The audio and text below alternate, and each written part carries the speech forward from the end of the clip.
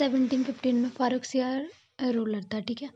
अब ये इतना मतलब वीक रूलर था बिकॉज ये ज़्यादा मतलब हमें हिस्ट्री पढ़ते तो हमें लगता था तो दिमाग का यूज़ करता था, जैसा किसने किया। अब आज जैसे एक इंग्लिश मिशन था जहाँ पे जॉन सरमन ने गए होंगे इनके पास, तो इन्होंने 3 फरमान दी थी जहाँ पे बंगाल, गुजरात और हैदराबाद में ब्रिटिश को इन्होंने पावर दी थी।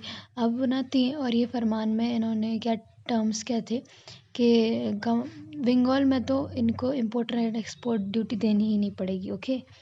और सेकंड थिंग जो थी कि कंपनी इशू कोई सा भी दस्तक यूज़ कर सकती है, बस कंपनी की यूज़ करने लिए बल्कि पर्सनल यूज़ के लिए भी, कि उसने एक पेपर दिखाया और जाने देंगे, ट्रांसपोर्टेशन होने देगा गुड्स का, क्योंकि ये कंपनी ही बनाने लगी पेपर।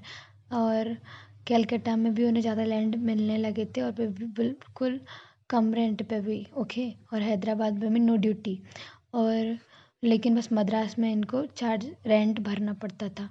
सूरत में 10,000 रुपये, ओके, एनुअल पेमेंट।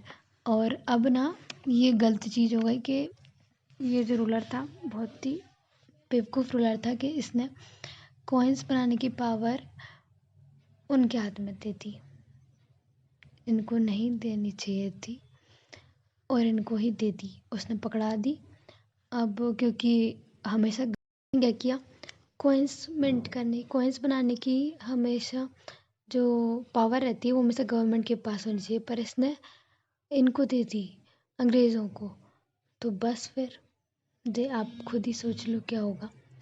फ्लैटरी का मतलब जान लो, फ्लैटरी का मतलब होता है चापलूसी, डिप्लोमेसी का होता है कूटनीति, ओके। वैंक्विश का मतलब होता है डिफीट थोरोली, ओके। तो अब इनकी कंपटीशन में एक और लोग आए थे जो थे बिग्स, एक पार्टी खड़ी हुई थी वहाँ पे, ठीक है। अब तो उन्होंने बोला कि ये कैसे, बस ईस्ट इंडिया कंपनी क्यों, हमें भी चाहिए, हमें भी मौका मिलना चाहिए ट्रेड करने का यहाँ पे, ये वो फैक्ट्री बनाने का।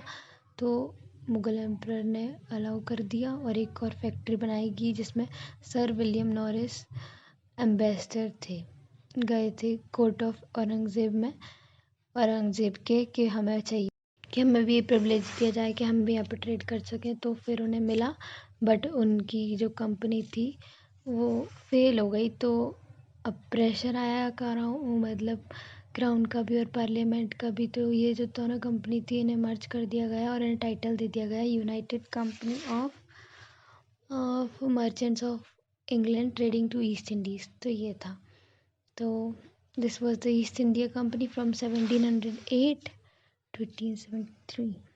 So